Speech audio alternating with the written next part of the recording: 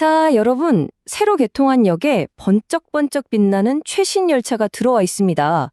보기에는 뭐 당장이라도 출발할 수 있을 것처럼 완벽해 보이죠? 근데요, 우리가 이 열차가 정말 진짜로 안전한지 어떻게 알 수 있을까요? 오늘 바로 그 마지막 관문에 대한 이야기를 해보려고 합니다. 이 문장 하나가 오늘 할 이야기의 모든 걸 담고 있다고 해도 과언이 아닌데요.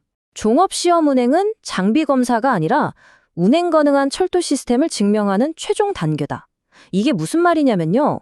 단순히 부품 하나하나가 정상인지 체크하는 걸 넘어서 이 거대한 철도 시스템 전체가 하나의 살아있는 생명체처럼 완벽하게 움직이는지를 증명하는 과정이라는 뜻입니다.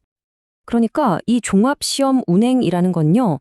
새로운 철도가 우리를 만나기 전에 반드시 통과해야만 하는 뭐랄까 최종 보스 같은 거예요. 수천, 수만 개의 부품과 복잡한 시스템들이 오직 안전 운행이라는 단 하나의 목표를 위해서 오차 없이 협력해야 하는 정말 엄청난 도전인 거죠. 그럼 지금부터 이 종합시험 운행이라는 게 도대체 뭔지 한번 제대로 파헤쳐 보겠습니다. 여기서 제일 중요한 단어는 바로 함께, 통합입니다. 생각해보세요. 개별 부품이 아무리 세계 최고 성능이라도 서로 신호를 주고받으면서 착착 움직이지 못하면 다 소용없잖아요. 종합시험 운행은 바로 이 복잡하게 얽힌 시스템 전체가 마치 하나의 오케스트라처럼 완벽한 하모니를 만들어내는지 확인하는 과정이라고 할 수 있습니다. 그리고 이게 그냥 하면 좋고 안 해도 그만 이런 게 절대 아니에요. 법적으로 또 규제적으로 반드시 거쳐야 하는 필수 절차입니다. 이 테스트를 통과해서 나온 결과가 있어야만 네, 이제 승객을 태워도 좋습니다 하는 국가의 최종 승인을 받을 수 있는 아주 중요한 증거 자료가 되는 거죠. 그런데 여기서 재밌는 건요. 모든 철도가 똑같은 시험을 보지는 않는다는 거예요. KTX 같은 고속철도와 우리가 매일 타는 지하철 같은 도시철도, 이 둘은 목적과 환경이 완전히 다르잖아요. 그래서 테스트할 때 중요하게 보는 부분도 당연히 달라집니다. 차이가 아주 명확하죠? 시속 300km로 달리는 고속철도한테 제일 중요한 건 뭘까요?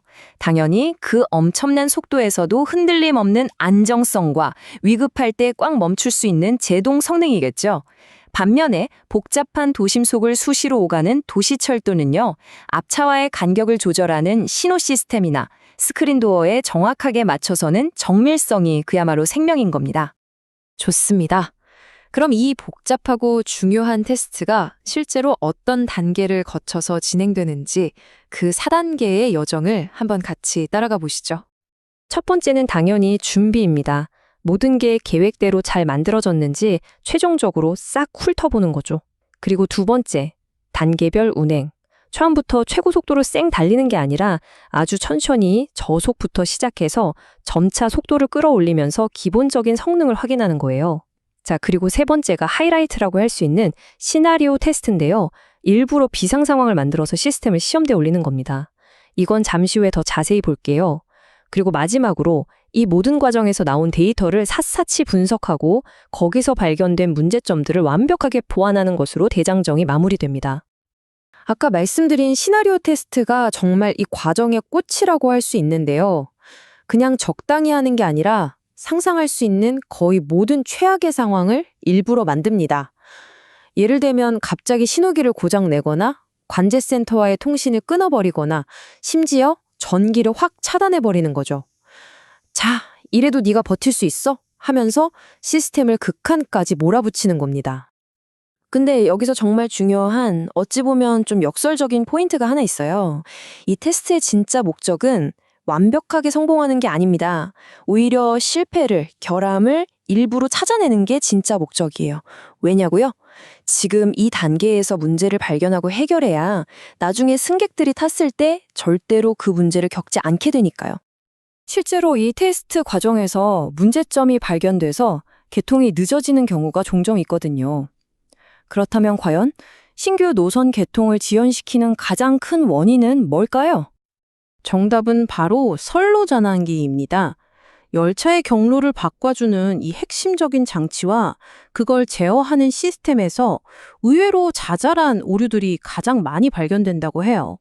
결국 이 문제가 전체 개통 일정의 발목을 잡는 가장 주된 원인이 되는 거죠. 그리고 이 숫자 20에서 30%, 이게 또 아주 흥미로운 사실을 알려줍니다. 보통 생각하기에 최고 속도로 쌩쌩 달릴 때 문제가 제일 많을 것 같잖아요. 그런데 의외로 최고 속도의 20에서 30% 정도, 그러니까 어중간한 저속 구간으로 달릴 때 가장 많은 오류가 발견된대요. 아마도 시스템이 가속하고 감속하고 멈추는 걸 준비하면서 가장 복잡하게 서로 신호를 주고받는 구간이기 때문일 겁니다.